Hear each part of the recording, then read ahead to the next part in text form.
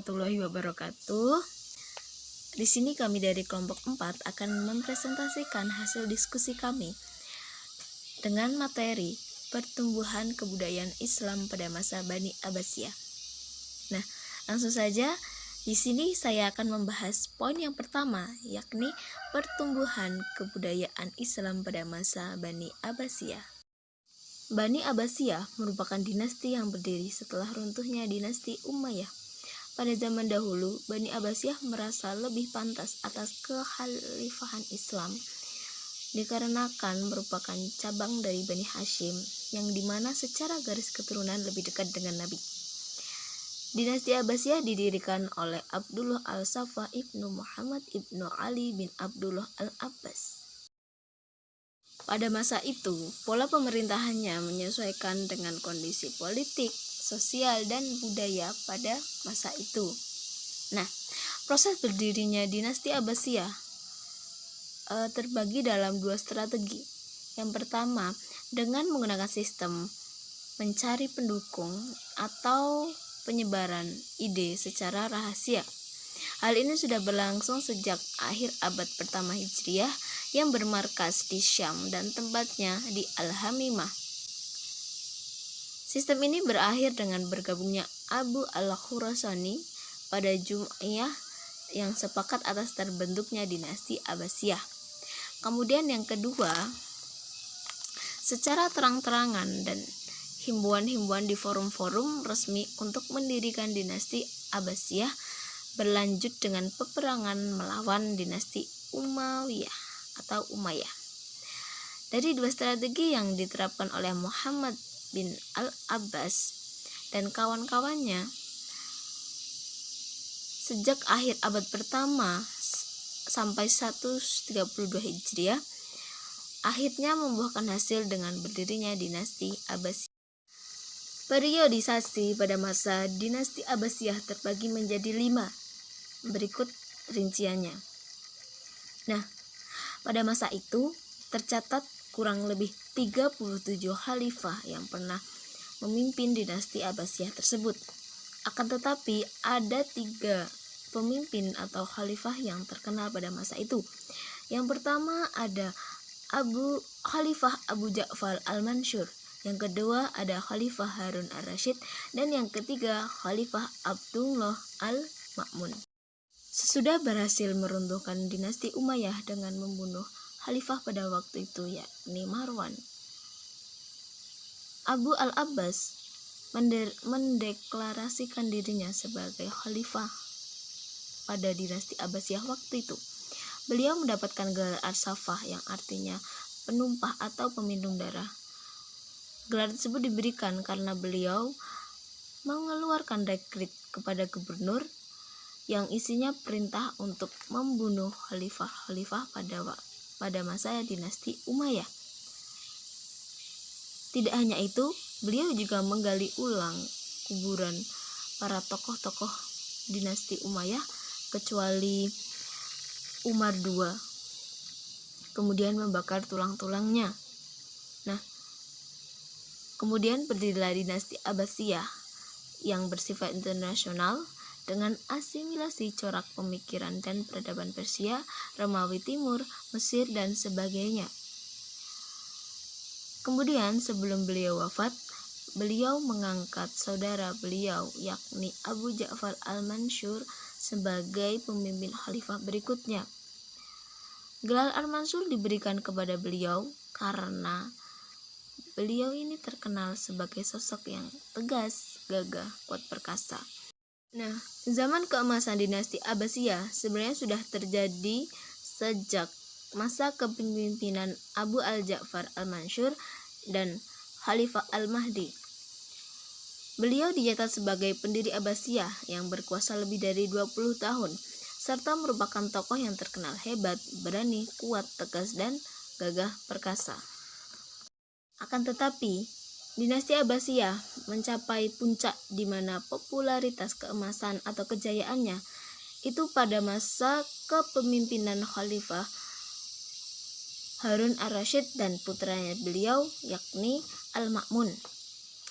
Pada masa itu beliau mengerahkan seluruh kekayaannya, seluruh aset beliau untuk dialokasikan kepada bidang sosial, kesehatan, pendidikan, budaya, dan sastra.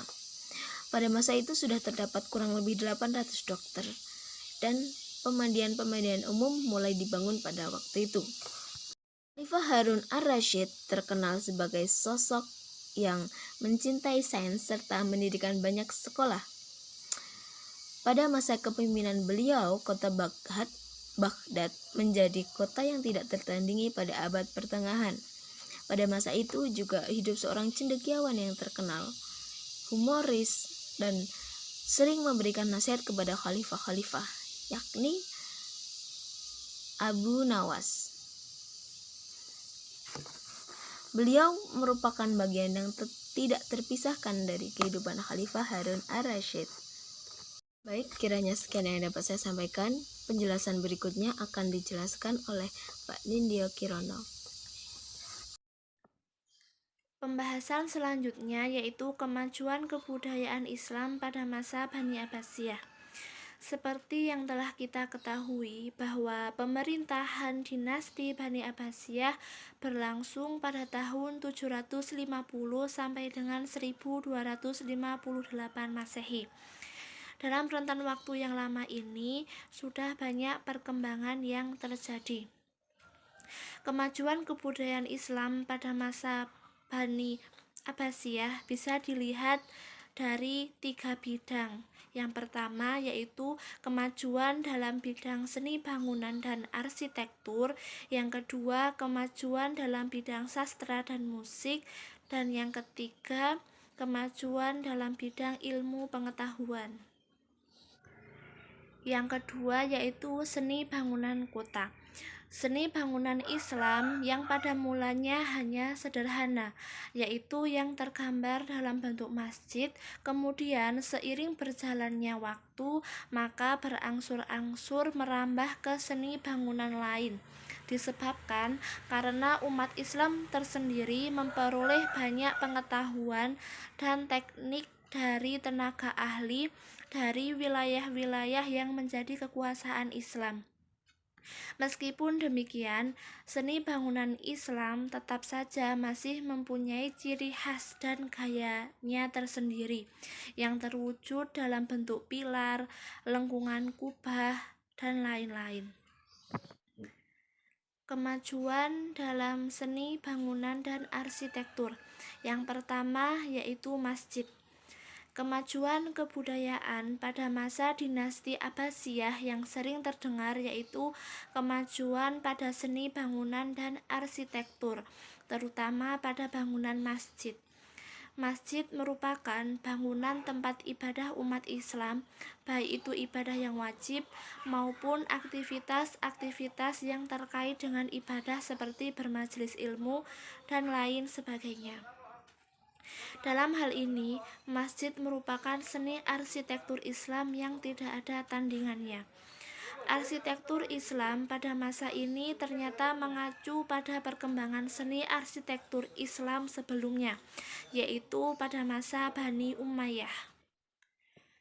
Seni bangun atau arsitektur Islam berpangkal dan berkisar pada 2 macam bangunan yang sederhana, baik bentuk maupun komponen-komponennya. Sejak abad ke-8 mulai mengalami perkembangan. Masjid sebagai lembaga agama, sosial, dan politik Islam yang kemudian menjadi lembaga peribadatan dan pusat pendidikan, menjadi lambang kemajuan umat Islam. Karena itu, tidak mengherankan jika masjid menjadi titik tumpuan pemerintahan dan rakyat. Masjid seakan-akan merupakan barometer kemajuan seorang khalifah dan ketinggian seni pada masanya. Kemajuan selanjutnya yaitu dalam bidang sastra dan musik. Sastra Arab mulai dikembangkan oleh Al-Jahiz, yaitu guru para sastrawan Baghdad.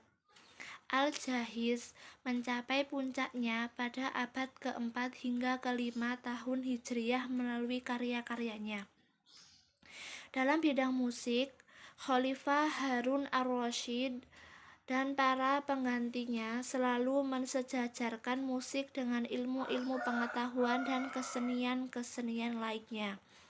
Pada saat itu, dalam melaksanakan upacara-upacara spiritual, melakukan syair-syair mistik sambil menari-nari dan diiringi bunyi-bunyian yang merupakan bagian penting dalam upacara tersebut. Kemajuan selanjutnya yaitu kemajuan dalam bidang ilmu pengetahuan. Beberapa kemajuan dalam berbagai bidang kehidupan, khususnya ilmu pengetahuan ini dibagi menjadi dua, yaitu ilmu pengetahuan agama dan ilmu pengetahuan umum. Dalam ilmu pengetahuan agama, yang pertama yaitu fikih.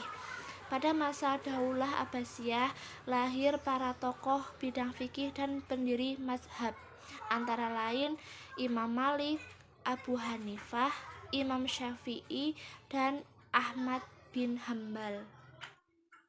Yang kedua yaitu ilmu tafsir. Perkembangan ilmu tafsir pada masa Daulah Abbasiyah mengalami kemajuan pesat. Di antara para ahli tafsir tersebut ialah Ibnu Jarir at-Tabari, Ibnu Atiyah al-Andalusi, dan Abu Muslim Muhammad bin Bahar Isfahani. Yang ketiga yaitu ilmu hadis. Di antara para ahli hadis pada masa Daulah Abbasiyah adalah Imam Bukhari dengan karyanya Shahih al-Bukhari, Imam Muslim dengan karyanya Shahih Muslim, Ibnu Majah dengan karyanya Sunan Ibnu Majah, Abu Dawud karyanya dengan Sunan Abu Dawud, Imam An-Nasai karyanya yaitu Sunan An-Nasai, dan Imam Baihaqi. Yang selanjutnya ilmu kalam. Kajian para ahli ilmu kalam atau ilmu teologi adalah mengenai dosa, pahala, surga, neraka, serta perdebatan mengenai ketuhanan atau tauhid, menghasilkan suatu ilmu yaitu ilmu kalam atau teologi. Di antara tokoh ilmu kalam adalah Imam Abul Hasan al-Asy'ari dan Imam Abu Mansur al-Maturidi dari tokoh Asy'ariyah. Kemudian ada Wasil bin Atha, Abul Huzail al-Alaf dari tokoh Mu'tazilah. Kemudian ada Al-Jubai. Selanjutnya ilmu pengetahuan dalam bidang agama yaitu ilmu bahasa. Di antara ilmu bahasa yang berkembang pada masa Daulah Abbasiyah adalah ilmu nahwu, ilmu shorof, ilmu bayan, ilmu badi', dan arud. Bahasa Arab dijadikan sebagai bahasa ilmu pengetahuan, di samping sebagai alat komunikasi antar bangsa. Perkembangan ilmu pengetahuan dalam bidang umum meliputi filsafat, ilmu kedokteran, fisika, kimia, matematika, astronomi, dan ilmu sejarah. Penjelasan selanjutnya yaitu mengenai hubungan Islam dengan kebudayaan Persia. Perlu kita ketahui terlebih dahulu mengenai sejarah negara dan bangsa Persia. Sejarah negara dan bangsa Persia bisa dikatakan dimulai sejak tahun 5000 sebelum Masehi. Ketika itu tanah dataran tinggi Iran sudah mulai dihuni. Awal tahun 100 sebelum Masehi terjadi penyerbuan bangsa Persia dan Media. Bangsa Persia menduduki daerah selatan. Dinasti Achaemenida memerintah daerah ini pada abad ke-6 sebelum Masehi sampai abad ke-3 sebelum Masehi, selaku fazal dari raja-raja Media dengan rajanya yang terkenal Darius Kikasarus dan putranya Kairus. Kemudian pada tahun 637 Masehi, di dinasti Sasania di Persia ditaklukkan bangsa Arab Islam, kemudian menjadi bagian dari wilayah kekuasaan Islam.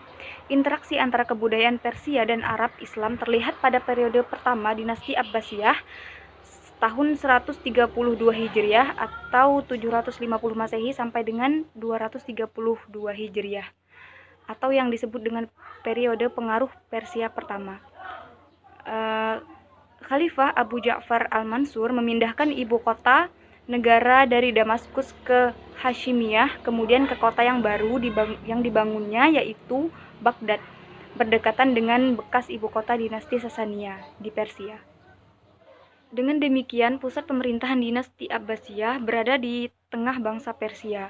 Di ibu kota yang baru ini, Al-Mansur melakukan konsolidasi dan penerbitan pemerintahannya seperti yang pertama, mengangkat sejumlah personil untuk menduduki jabatan tinggi di lembaga eksekutif dan yudikatif.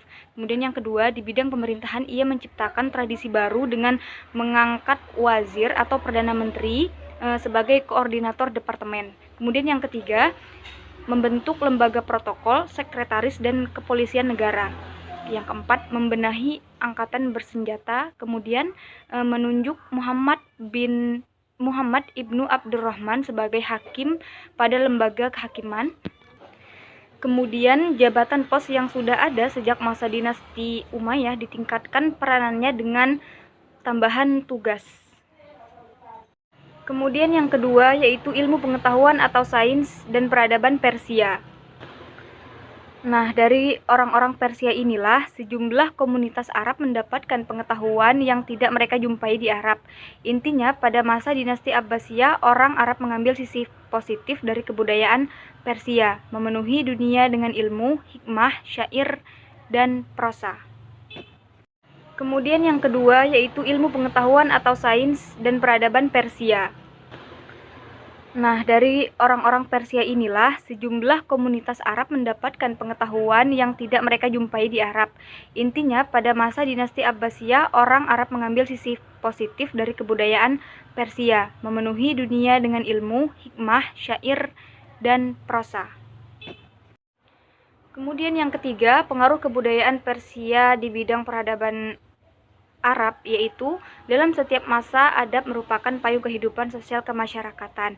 Kebiasaan orang-orang Persia tampak jelas dominan dalam kehidupan. Orang-orang menjadikan hari Al-Nauruz sebagai hari raya mereka seperti orang-orang Persia terdahulu.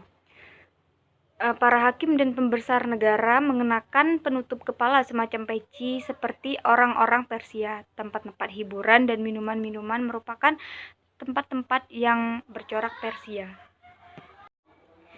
Dengan demikian, tidak mengherankan pada masa sekarang ini kita mewarisi sejarah yang begitu banyak dari orang-orang Persia.